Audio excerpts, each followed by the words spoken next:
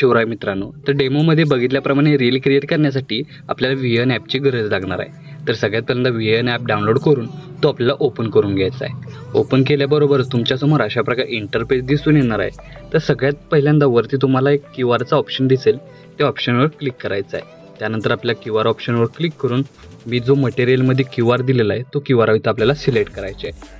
Select झाल्यानंतर तुमच्या समोर अशा प्रकारे इंटरफेस दिसून येणार आहे। तर थोडा वेळ वाट बघून इथं आपल्याला इफेक्ट आहे तो लोड होताना दिसून येतोय। इथं QR लोड झाल्यानंतर तुम्हाला आपली जी अशा प्रकारे जी आपली टेम्पलेट आहे ती जो तुमच्यासमोर येणार आहे। तर टेम्पलेट ओपन झाल्यानंतर फक्त पहिली स्टेप काय करायची आहे, यूज टेम्पलेट या ऑप्शनवर क्लिक करायचं आहे। आता यूज टेम्पलेट या ऑप्शनवर क्लिक केल्यानंतर आपण काय करायचं आहे, आपल्या मटेरियलमध्ये तुम्हाला मी फोटोज दिलेले आहेत। आता अशा प्रकारे बघू शकता इथं काय करायचं आहे की तुम्हाला मटेरियलमध्ये फोटो दिलेले आहेत, त्या फोटोजमधील तुमचा इमेज कोणताही इथं ॲड करायचा आहे। आता हा इमेज मी इथं डेमोसाठी यूज करतोय, इथं तुम्ही स्वतःचा इमेज यूज करून हा स्टेटस आहे तो क्रिएट करू शकता।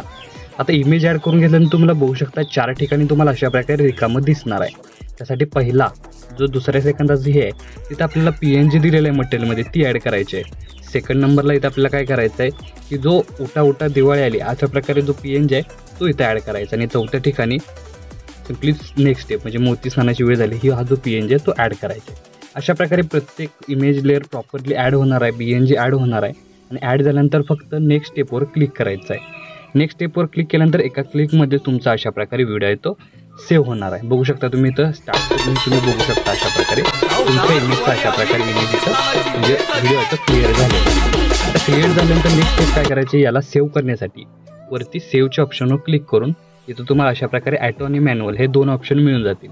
तर यामध्ये 720 रेझोल्युशन F30 FPS ठेवून इथं आपल्याला काय करायचं आहे, ॲव्हरेज बिट रेट आहे ते 1.0 MBPS ठेवायचे आहे। आणि एक्सपोर्ट या ऑप्शनवर क्लिक करून इथून तुमचा व्हिडिओ आहे तो सेव्ह होतो। तर आजच्या व्हिडिओमध्ये एवढंच मित्रांनो, भेटू व्हिडिओच्या व्हिडिओमध्ये, तोपर्यंत काळजी घ्या।